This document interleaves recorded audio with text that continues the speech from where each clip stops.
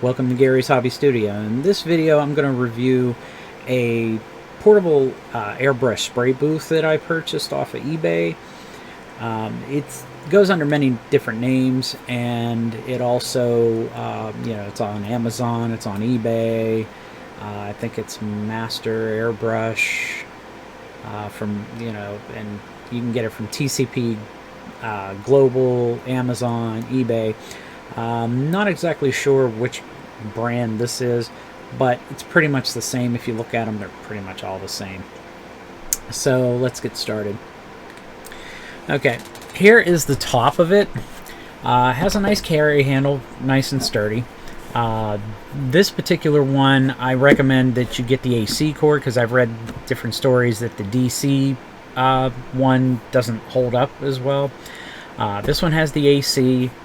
It has a retractable cord option because there is a door right here, and as you can see, there's the power cord for it. It has a little notch to run the cord back this way if it's going to go behind. The little door closes, holds it in place. And here is the power switch to it. And like I said, it's not a bad little machine. Folds up really nicely. You open it up from the bottom, and then you I don't know if I have it. There we go. And then you pull this out, and then these pieces will flop up to build the sidewalls. You get, depending, you'll get a turntable for it. It might come with an exhaust hose, might not. Mine didn't. And there's the thing I want to show about that, which it's not that I can't buy the hose. This is just for me to shoot acrylics through. It's not really going to be doing anything else, and I don't think they recommend that you shoot anything else through it. But other than that, here's the exhaust fan right here. Now, here's where I have the issue, because it has the filter, as you saw, the blue filter. But what it's been doing ever since I got it, and if I hold it like this, you could definitely see it better.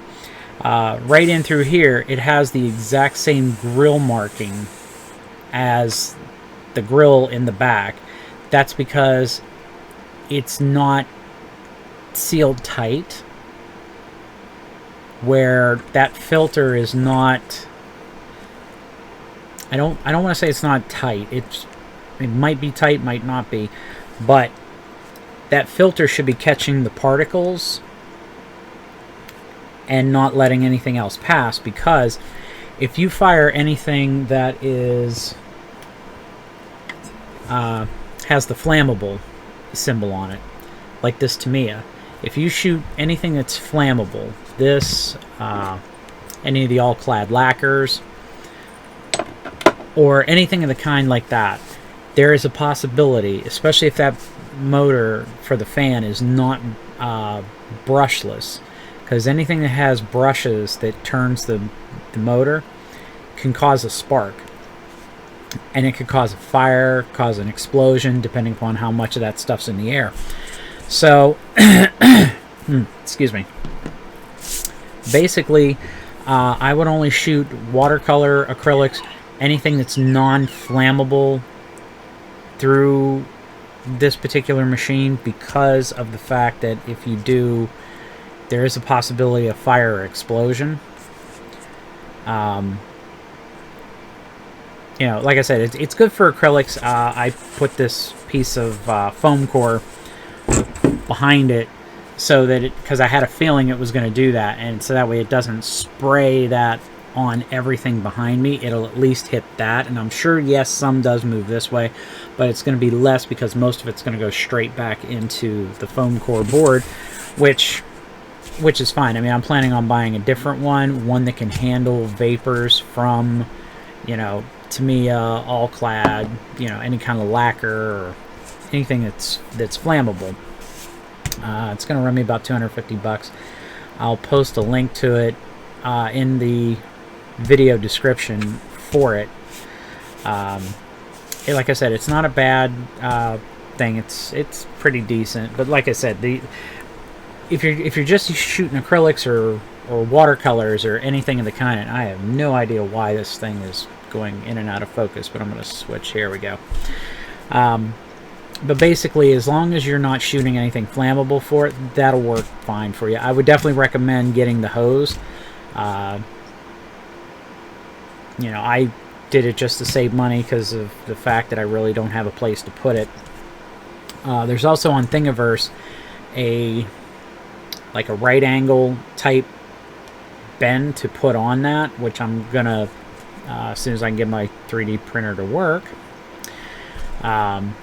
Definitely gonna look into 3D printing that if it'll fit. If not, I'll have to figure out how to slice it up to make it in pieces so that I can put it together.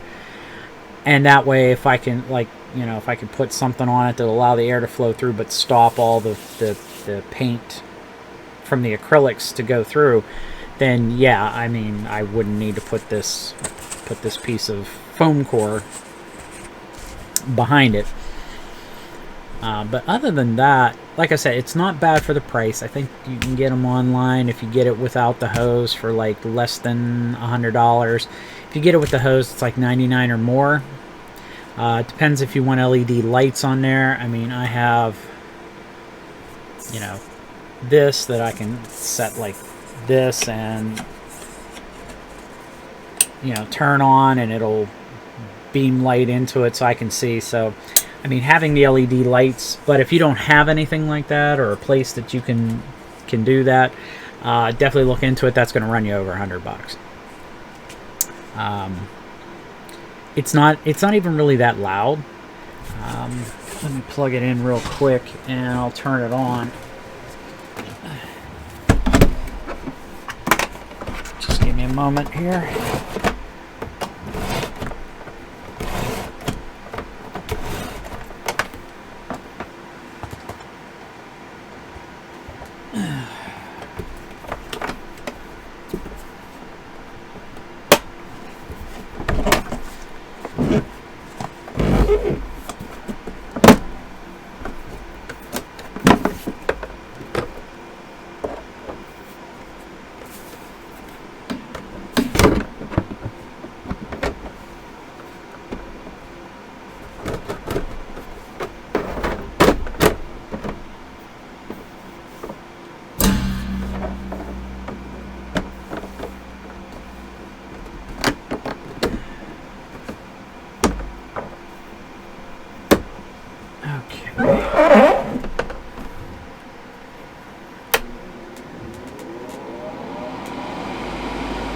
I mean, that's really not that loud.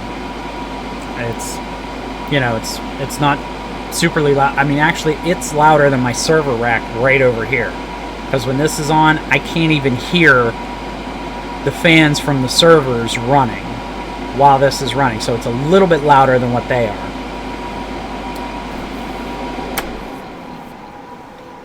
And now that it's off, I can start to hear the server rack fans running again.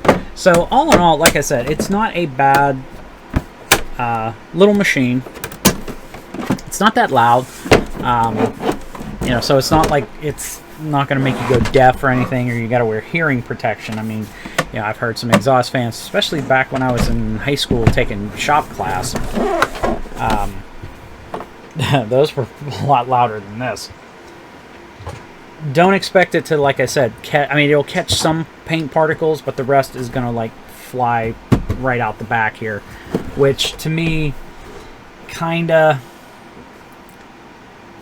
defeats the point, really. I mean, I only did it to keep the, because if I'm going to film any kind of painting that I'm doing or anything of the kind, I want to keep the blowback, because I was using just a regular cardboard box to do this, and I just didn't want the paint fumes to come back, stick to the cameras and everything else, and totally, you know, mess that stuff up. But that is the review of whatever brand spray booth that is, because it's like it's under so many different names. It's not like it's made by one company and it's sold a bunch of different places. I mean, there's various prices even with the hose, where like I said it's 99. You might find it with the extension hose, but it doesn't have a curve. It's straight and it's supposed to go to your window, so it doesn't give you like a 90-degree bend or anything to kind of direct it side. Like if it's here and you want to direct it to your window, which is over here to the side, because it's not straight back or anything like that, yeah, you'd have to I know it's on Thingiverse. I can't think of the name. Just if I think if you do Airbrush spray booth, it might come up that way, if my memory serves me correctly. I might, if I can find the link to it, I'll post it. But it gives you a 90-degree, bend to it so that you can direct it away. Which again, as soon as I get my 3D printer working, and if I can print it, on it, I will get it made up, and I'll attach it and try to figure out a way to keep the remaining paint particles from hitting everything, because I have that foam core board that I can test it with to see if that's what happens as I spray. But definitely do not, this is a PSA, public service announcement for anybody. Please do not run anything flammable through it. There will be a possibility of a fire or explosion, depending. You have been warned. So other than that, as I always say, stay safe, everybody out there, till this whole mess is over, and have a good day.